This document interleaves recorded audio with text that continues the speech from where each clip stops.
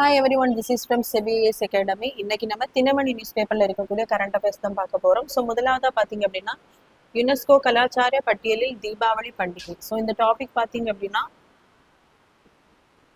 Group 1 main syllabus paper 3 international ஆர்கனைசேஷன்ல வந்து cover ஆகும்.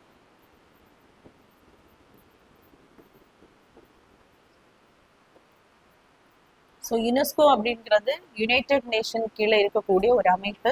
யுனைடெட் நேஷன் வந்து 1945ஆம் ஆண்டு 2ஆம் உலக போருக்கு பின்னாடி வந்து தொடங்கப்பட்டிருக்கும். ஸோ உலக நாடுகளிடையே ஒரு ஒற்றுமையை, ஒரு நல்லுறவை ஏற்படுத்துவதற்காக தான் இந்த யுனைடெட் நேஷன் அப்படின்ற அமைப்பு வந்து தோற்றுவிக்கப்பட்டிருக்கும். ஸோ அதுல இருக்கக்கூடிய ஒரு அமைப்பு தான் பார்த்தீங்க அப்படின்னா UNESCO, United nation educational scientific and cultural organization.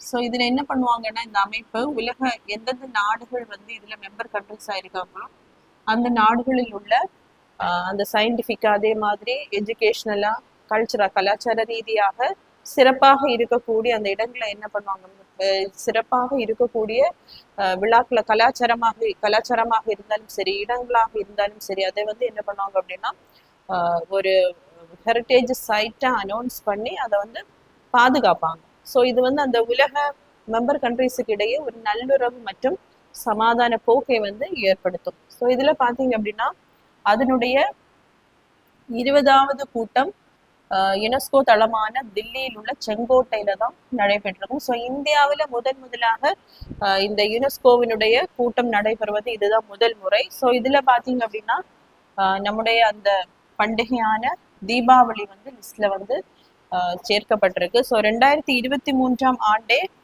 என்ன பண்ணியிருப்பாங்க அப்படின்னா இந்தியா வந்து இதை பரிந்துரைச்சிருப்பாங்க. ஸோ அந்த பட்டியலில் சேர்ப்பதற்காக. ஸோ வேற என்னென்ன அந்த கலாச்சார ரீதியாக இந்த பட்டியலில் இடம்பெற்றிருக்கு அப்படின்னு பார்க்கும்போது கும்பமேளா, கொல்கத்தாவில் இருக்கக்கூடிய அந்த துர்க்கை பூஜை, குஜராத்தின் கர்பா நடனம், யோகா, வேத பாராயணம், ராம்லீலா உள்ளிட்ட சில பாரம்பரிய கூறுகள் வந்து முன்னாடியே இந்த யுனெஸ்கோவினுடைய அந்த கலாச்சார பட்டியலில் வந்து இடம்பெற்றிருக்கு. ஸோ 16வதாக பார்த்தீங்க அப்படின்னா அந்த கலாச்சார பட்டியலில் வந்து நம்மளுடைய பண்டிகையான தீபாவளி பண்டிகையானது இடம்பெற்றிருக்கு. ஸோ அடுத்ததா பார்த்தீங்க அப்படின்னா ஜூனியர் ஆடவர் ஹாக்கி உலக கோப்பை ஜெர்மனி சாம்பியன். ஸோ ஜூனியர் ஆடவர் ஹாக்கியினுடைய அந்த உலக கோப்பையானது நம்ம நாட்டில் தான் நடைபெற்றிருக்கும். குறிப்பாக பார்த்தீங்கன்னா சென்னை மற்றும் மதுரையில தான் இந்த போட்டிகள் வந்து நடைபெற்றிருக்கும். இதனுடைய சின்னம் பார்த்தீங்க அப்படின்னா இந்த போட்டிக்கான சின்னம் காங்கேயம் அப்படிங்கிறதா இதனுடைய சின்னம். ஸோ இதுல பார்த்தீங்க அப்படின்னா உலக கோப்பையை ஜெர்மனியானது வென்றிருக்கு. ஸோ இதற்கு இந்த ஜெர்மனிக்கு எதிராக விளையாடிய அணியை பார்த்தீங்க அப்படின்னா ஸ்பெயின் தான் விளையாடி இருப்பாங்க. பெனால்டிக் ஷூட் அவுட் முறையில தான் ஜெர்மனி வந்து வின் பண்ணியிருக்காங்க. ஸோ 3வது இடத்தை பார்த்தீங்க அப்படின்னா நம்மளுடைய நாடான இந்திய அணி வந்து கைப்பற்றிருக்கு. இந்திய அணிக்கு எதிராக விளையாடிய அணி பார்த்தீங்க அப்படின்னா அர்ஜென்டினா. ஸோ எங்கெங்க நடைபெற்றிருக்கும்னா இந்த போட்டிகள் சென்னை மற்றும் மதுரையில தான் நடைபெற்றிருக்கும். மொத்தமாக இதுல 24 நாடுகள் வந்து பங்கேற்றிருக்கும். ஸோ ஜெர்மனி பார்த்தீங்க அப்படின்னா 8வது முறையாக இந்த கோப்பையை வந்து தக்க வைத்துள்ளது. ஸோ நெக்ஸ்ட் பார்த்தீங்க அப்படின்னா பட்டினமருதூரில் பாதுகாக்கப்பட்ட குதிரை நாட பதிவுகள் கண்டுபிடிப்பு.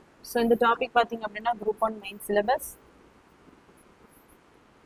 பேப்பர் 3 தமிழ் சொசைட்டில வந்து கவர் ஆகும். ஸோ இந்த பட்டினமருதூர் அப்படிங்கிற இடம் இருக்கக்கூடிய மாவட்டம் பார்த்தீங்க அப்படின்னா தூத்துக்குடி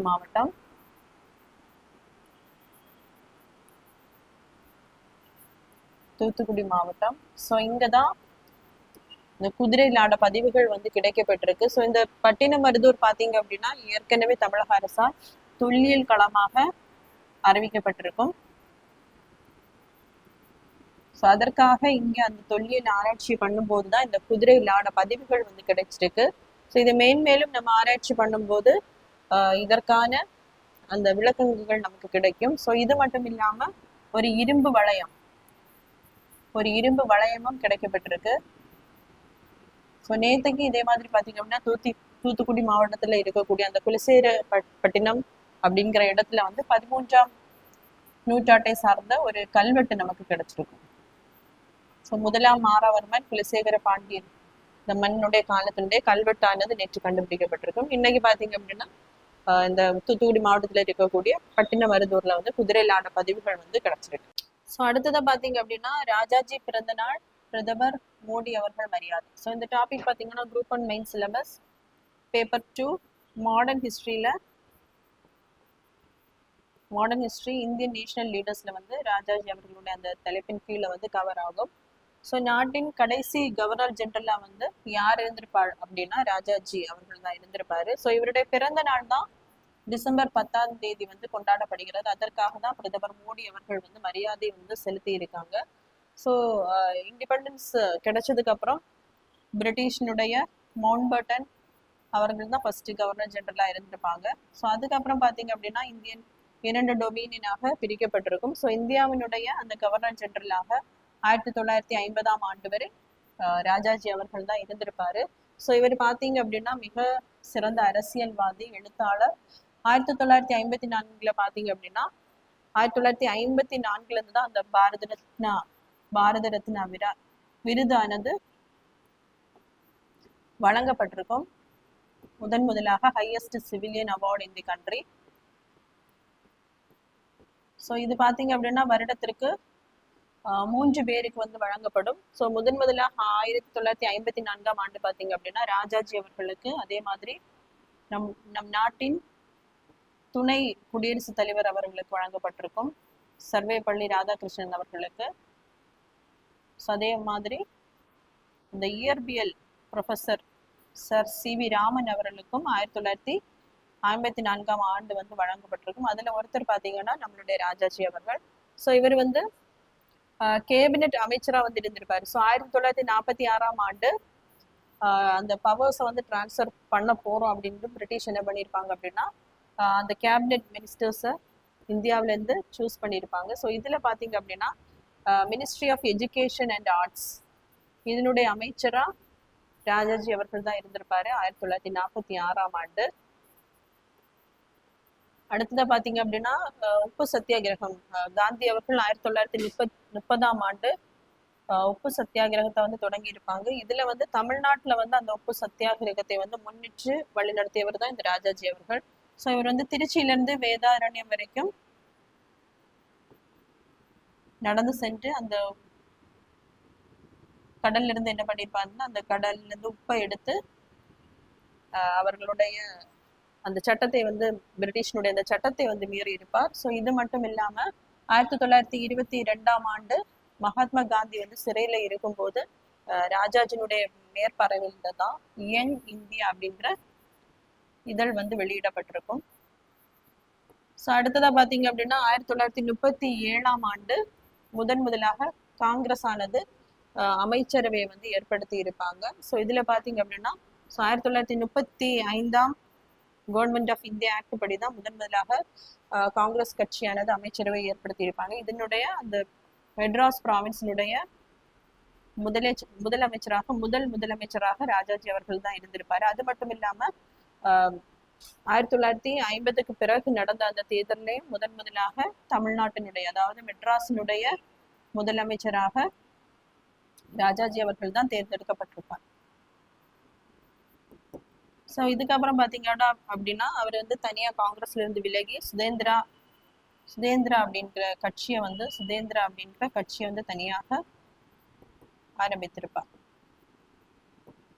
ஸோ இவருடைய பிறந்த நாள் தான் டிசம்பர் 10ஆம் தேதி வந்து கொண்டாடப்படுகிறது. ஸோ அடுத்ததா பாத்தீங்க அப்படின்னா இந்தியாவில் 5 ஆண்டுகளில் ரூபாய் 3.14 லட்சம் கோடி முதலீடு. ஸோ யாரு வந்து இந்த முதலீடை பண்ண போறாங்க அப்படின்னா அமெரிக்க நிறுவனமான அமேசான் தான் இந்த முதலீடை வந்து இந்தியாவில செயல்படுத்த போறாங்க. ஸோ நேற்றுக்கு பாத்தீங்க அப்படின்னா மைக்ரோசாஃப்ட் நிறுவனம், அமெரிக்காவை சார்ந்த மைக்ரோசாஃப்ட் நிறுவனம் வந்து இந்தியாவில் இருக்கக்கூடிய அந்த ஏஐ துறைகளில் 1.58 லட்சம் கோடி வந்து முதலீடு செய்ய போவதாக அறிவித்திருக்கும். ஸோ இன்னைக்கு பாத்தீங்க அப்படின்னா இந்த அமெரிக்க நிறுவனமான அமேசானும் 3.14 லட்சம் கோடி வந்து இந்தியாவில முதலீடு செய்ய போறாங்க.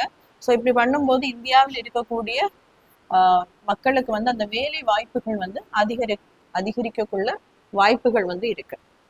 அடுத்ததா பாத்தீங்க அப்படின்னா ஸ்கிரப் டைபஸ் பாதிப்பு அச்சுறுத்தல் தமிழகத்தில் தீவிர கண்காணிப்பு.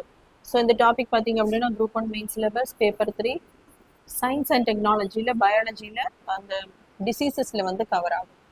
ஸோ ரிக்கட்சியா அப்படின்னு சொல்லக்கூடிய அந்த பாக்டீரியா என்ன பண்ணும் அப்படின்னா ஒட்டுண்ணிகள் பாரசைட்ஸ் அதே மாதிரி இன்செக்ட்ஸ் உயிரினங்களை வந்து மனிதர்களை கடிக்கும் போது தான் அந்த பாக்டீரியா என்ன ஆகும் அப்படின்னா இந்த ஸ்க்ரப் டைபஸ் அப்படிங்கிற அந்த நோயை வந்து பரப்புறதுக்கு வந்து காரணமாக இருக்கு. ஸோ இது பார்த்தீங்க அப்படின்னா இதனால என்னென்ன இந்த சிம்டம்ஸ் இருக்குன்னு பார்த்தீங்க அப்படின்னா காய்ச்சல் இருக்கும், அதே மாதிரி தலைவலி, உடல் சோர்வு, தடிப்புகள் ஆகியவை இந்த பாக்டீரியல் தொற்றுனால மனிதர்களுக்கு வந்து காணப்படும்.